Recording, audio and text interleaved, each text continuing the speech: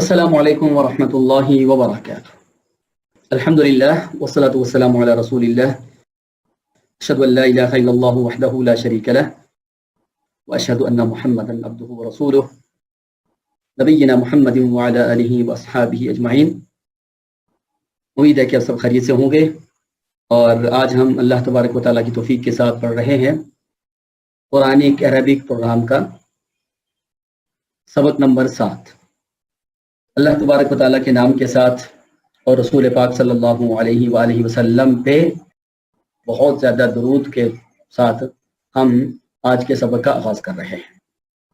فعل ماضی اور مضارع میں واحد جمع دیکھ لیجیے، اس میں کنفیوژن ہوتی ہے بعضوں کو۔ کفارہ واحد ہے، کفرو جمع ہے۔ یعنی کفارہ کی جمع کیا ہے؟ کفرو۔ کفرو کی واحد کیا ہے؟ کفرہ۔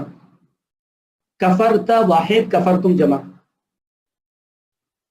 اب دیکھیں نا، میں اگر پوچھتا ہوں کہ کفارہ کی جمع کیا ہے، آپ کفرتم نہیں کہہ سکتے، کیونکہ کفارہ کا مطلب اس نے کفر کیا، اور اس کا مطلب ہے تم نے کفر کیا۔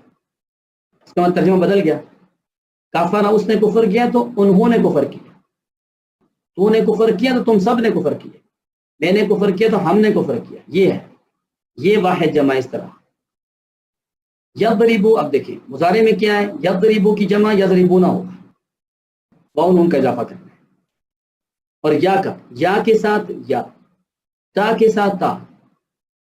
تضربو کی جمع تضربون ہو، اضربو نضرب، اضربو واحد ہوتا ہے، نضربو جمع ہو۔ یعنی اگر آپ سے پوچھا جائے یضربو کی جمع کیا ہے تو آپ نے تضربون نہیں کہنا، کیونکہ شروع میں یا ہے تو پھر یا ہی ہوگا نا، یضربون ہوگا۔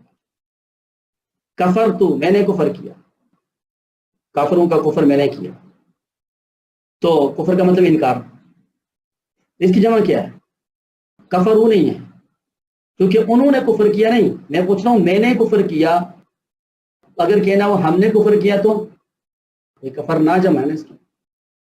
تو یہ دیکھیے گا 6 سیغے ہیں، 6 دیکھ لیں، 6 1 2 3 4 5 6۔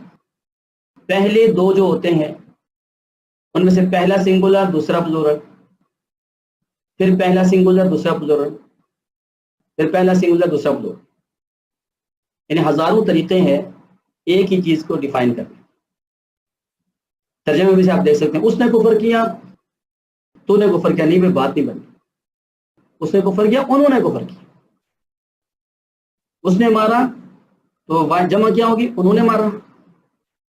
انڈرسٹینڈنگ ہے، انڈرسٹینڈنگ یا تو میننگ سے کر لیں یا علامات سے کر لیں، علامات سے کر لیں، میننگ سے کر لیں، اتنی سی بات ہے، سب انڈرسٹینڈنگ پہ چل رہا ہے۔